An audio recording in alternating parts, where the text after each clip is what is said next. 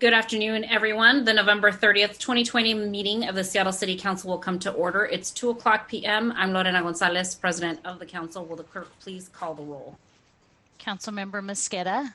Present. Councilmember Peterson. Here. Councilmember Sawant. Here. Councilmember Strauss. Present. Councilmember Juarez. Here.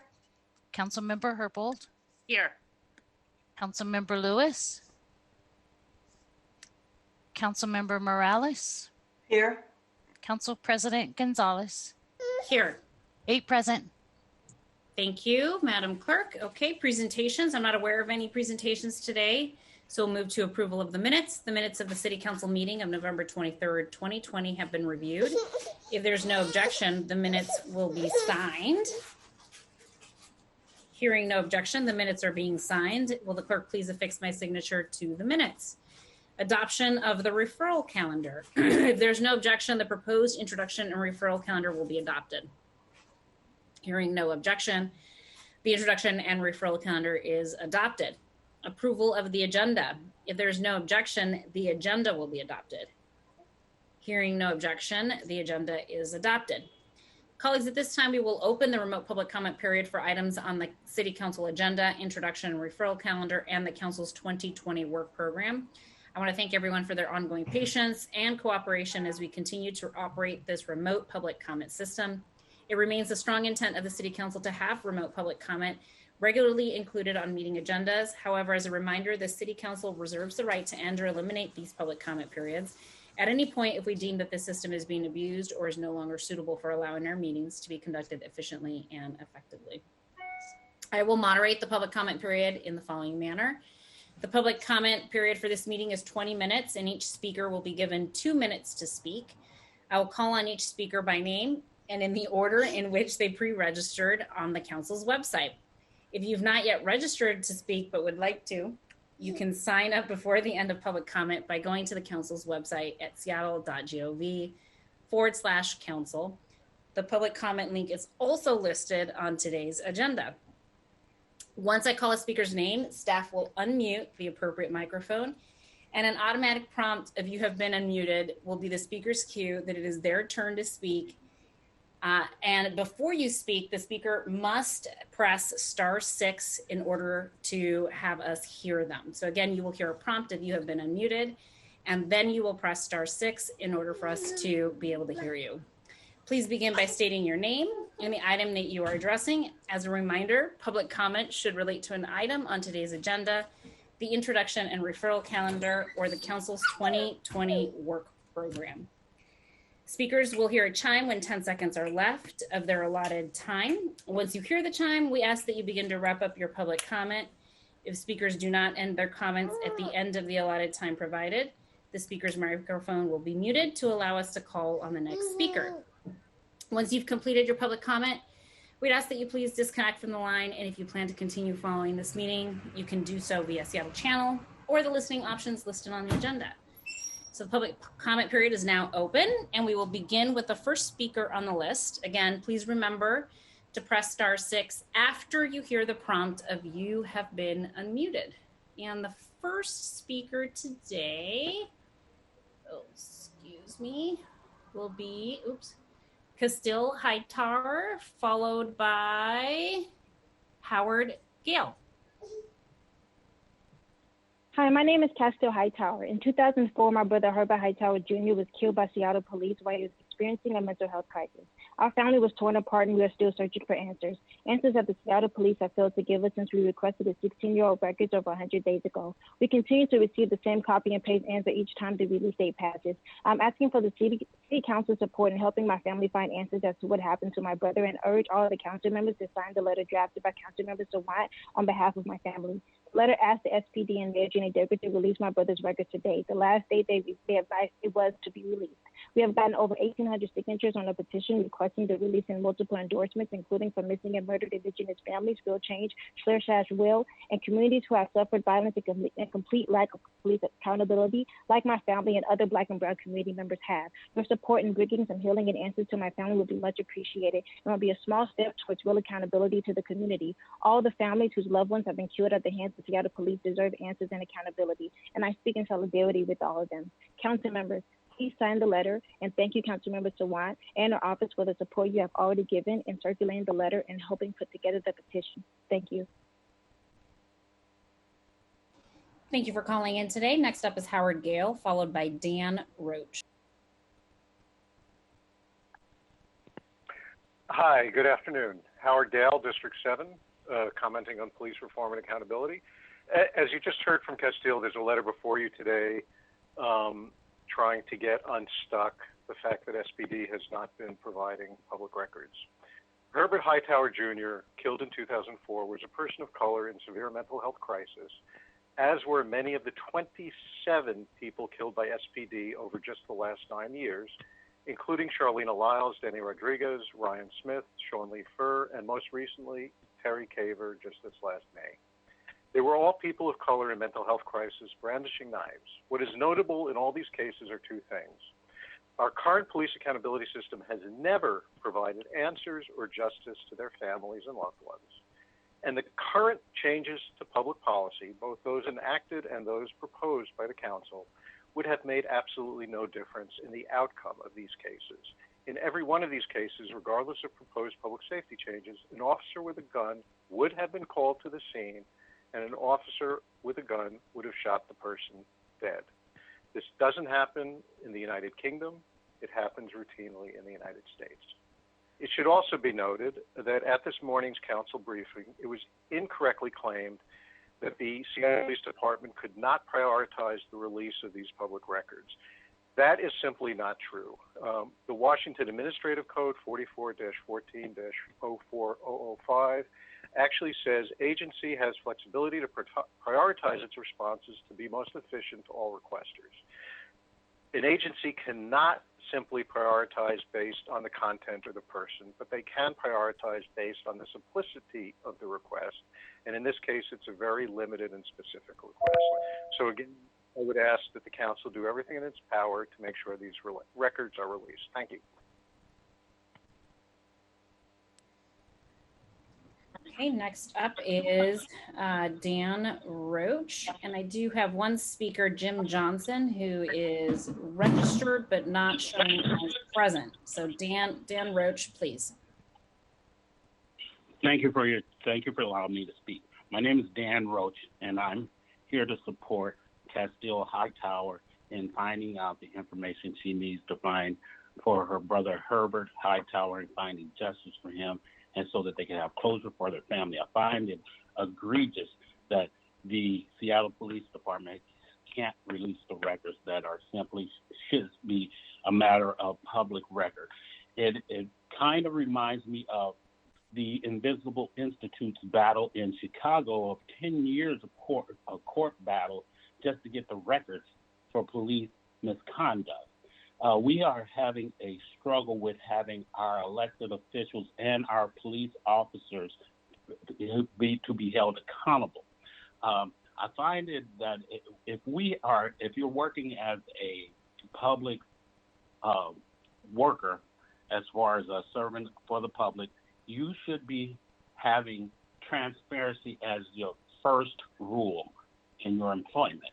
And the fact that we are struggling just to get a letter is outrageous. So I want to thank Councilmember Sawant for all she does for fighting for justice for all those who are being put upon by the system that we currently exist under. The fact that 1,850 people have signed a petition to ask for them to release the records that affect these families, and still today we have not done it. It only leads one to believe that there is something to hide. If it is nothing to hide, it would be easy to be transparent. I want to thank Shama Sawant And I want to encourage everyone to keep fighting and keep resisting, because the only way it's going to change is if we all are involved and we demand change. I want to thank you for your time and thank you for letting me speak. Thank you for calling in today. Let me recheck to see if we have any other speakers pre-registered and present. Just a moment. We do not have any additional individuals who have signed up and are showing up as present. So I'm going to go ahead and close out the public comment period. We'll go ahead and dig into our items of business for today. The first up is payment of the bills. Will the clerk please read the title into the record?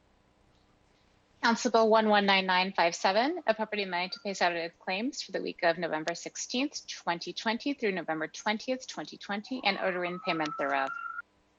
Thank you, Madam Clerk. I move to pass Council Bill 119957. Is there a second? Second. Thank you. It's been moved and seconded to pass the bill. Are there any comments? Hearing none, will the clerk please call the roll on the passage of the bill? Mosqueda, Aye. Peterson, Aye. Sawant, Yes. Strauss, Yes. Juarez, Aye. Herbold, Yes. Lewis, Yes. Morales, Yes. President Gonzalez. Yes. 9 in favor, none opposed. The bill passes and the chair will sign it. Will the clerk please affix my signature to the legislation on my behalf? Committee reports of the City Council. Next up is item 1. Will the clerk please read item 1 into the record? Agenda Item 1, Council Bill 119907, relating to land use and zoning, extending for 6 months a moratorium established by Ordinance 125764 and extended by Ordinances 126006 and 126090 on the filing, acceptance, processing, and or approval of any application to establish a new principal or accessory use or change a principal or accessory use for any site currently used as a mobile home park as defined in Section 23.84A.032 of the Seattle Municipal Code. Thank you, Madam Clerk, for reading that into the record. I move to pass Council Bill 119907. Is there a second? Second. It's been moved and seconded to pass the bill.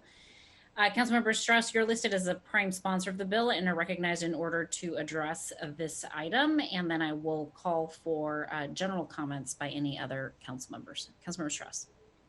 Thank you, Council President. Thank you, colleagues. This legislation would extend the existing moratorium on redeveloping manufactured home parks by an additional 6 months. We held a public hearing on this legislation 2 weeks ago at full council and did not pass this bill last week as due to the budget being passed and taking up most of our priority time. The City Council first adopted this moratorium in January 2019 and has renewed it twice. The current moratorium that is enacted expires on January 8th. And so an extension requires 30 days to take effect, which is why it's before us today in an expedited manner. In adopting the original moratorium, Council expressed its intention to consider permanent regulations to preserve mobile home parks and laid out a work plan for doing so. In collaboration with the Department of Construction and Inspection and the Office of Planning and Community Development, this plan is being worked on and right now. This legislation before us today would extend the moratorium for an additional 6 months to allow that work to be completed. As I've shared before, my office has been working closely with Councilmember Juarez, who has been taking a lead role in this effort over the last number of months. And she's been working on it for years. I've been working on it for the last year. We expect to co-sponsor together that permanent legislation that will adopt the permanent regulations in the first quarter of next year, which is why this final extension of the moratorium, the temporary moratorium, is important so that we can finalize those last details on a permanent fix. Our offices are also in contact with residents of Halcyon Mobile Home Park, as well as relevant city departments informing how those final steps are taken. I want to thank Councilmember Juarez for her ongoing attention to resolving this issue in a meaningful way. Not being a lawyer, it is very helpful to have a smart lawyer on the team, and for her work making sure that it was on the Land Use and Neighborhoods Committee work plan as a top priority this year. Thank you, Council President. Thank you, Councilmember Juarez. Thank you, colleagues. Thank you, Councilmember Strauss. Are there any additional comments on the bill? Hearing no additional comments on the bill, will the clerk please call the roll on the passage of the bill? Mosqueda, Aye. Peterson, Aye. Sawant, Yes. Strauss, Yes. Juarez, Aye. Herbold, Yes. Lewis, Yes. Morales, Yes. President Gonzalez. Aye. 9 in favor, none opposed. The bill passes and the chair will sign it. Will the clerk please affix my signature to the legislation on my behalf? Other business. Colleagues, we discussed this morning during the council briefing meeting that Councilmember Sawant will have a matter for us to consider during other business. Again, this is related to a letter to Chief Diaz on pending public records requests relating to the shooting of Herbert Hightower Jr. in 2004. Signatures will need to be affixed to the letter, as I mentioned this morning during council briefing, and I will ask the clerk to call the roll to confirm which council member signatures may be affixed to it by Councilmember Sawant's office. But first, we'll go ahead and hear from Councilmember Sawant in terms of the letter that I just described, and then we will go ahead and open it up for discussion and any additional questions before I ask the clerk to call the roll. Councilmember Sawant. Thank you, President Gonzalez, and appreciate that introduction. As we discussed in the council briefing this morning, I'm circulating for signatures to the letter to Police Department Chief Diaz, requesting that the department urgently compile and release all their records regarding the death of Herbert Hightower Jr., who was fatally shot by Seattle police in 2004 while experiencing a mental health crisis. These public records were requested in August on behalf of the Hightower family and the Justice for Herbert Hightower Jr. movement. We also just heard from Castile Hightower, the sister of Herbert Hightower, and also we heard from community supporters.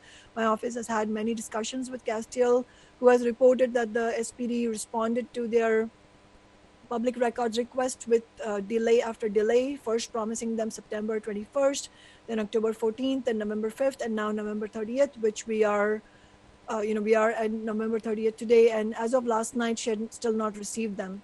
It is understandable that old records would require some time to recover from archives, but it is unacceptable to make this family wait months to release records about the deaths of their loved one. But I also agree with Castile.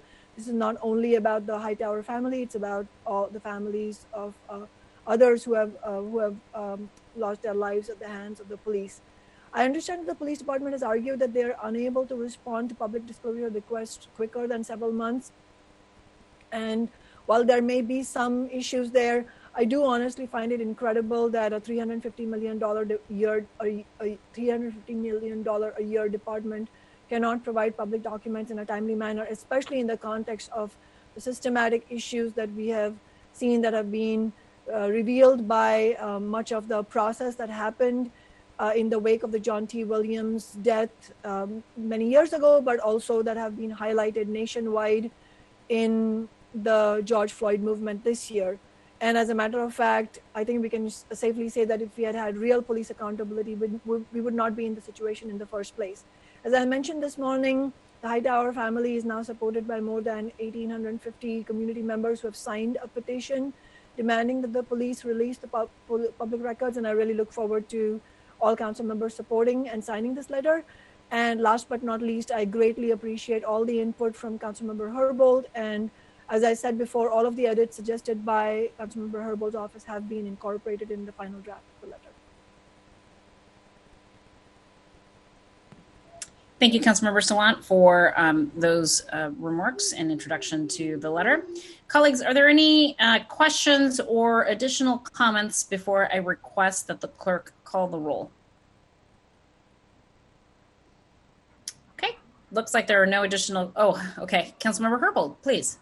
So sorry, I had both my mute and my video off. I just want to make note that we may have all seen a recent Seattle Times editorial that notes that the Seattle Police Department had, as of November 16th, 2,412 open records requests, and officials had completed 6,202 requests since the beginning of the year, and is on track to receive about 9,000 total records requests this year.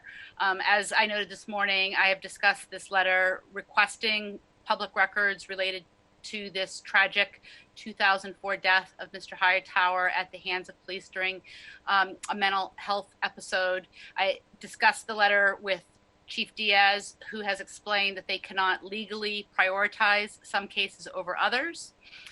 In addition to staffing challenges associated with responding to public disclosure requests of the volume that I described earlier, SPD also has technological barriers to efficiency in processing public disclosure responses.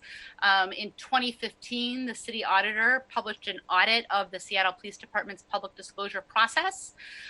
Every year, the city auditor publishes a report on past recommendations and the status of the department in addressing those recommendations. And in the December 2019 report on implementation of recommendations from 2015, they identified ongoing challenges regarding the technology barriers that they're faced with.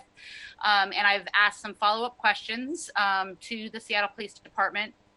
First, I've asked whether or not the police department has been able to procure access to a more efficient system for reviewing emails, as they committed to doing and is identified in the 2020 city auditor's report as a pending action for SPD.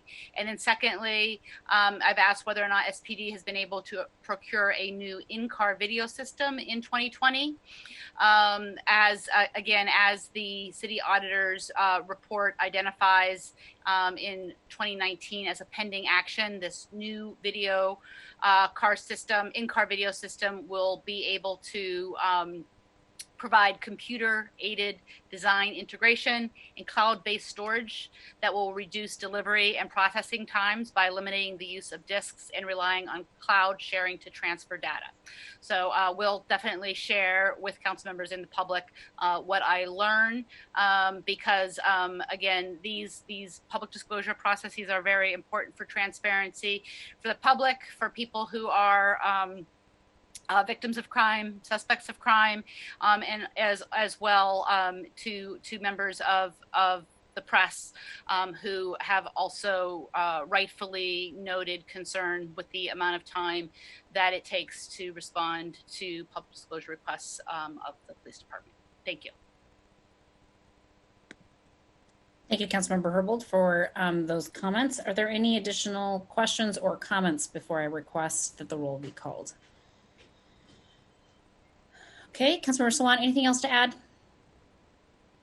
No, nothing. Okay, thank you so much. Okay, colleagues, we're going to go ahead and close out discussion of this particular item. Again, colleagues, we are about to ask the clerk to call the roll to determine which council members would like to affix their signature to the letter presented to the full City Council by Councilmember Sawant, directed to Chief Diaz on a pending public records request relating to the shooting of Herbert Hightower Jr. in 2004.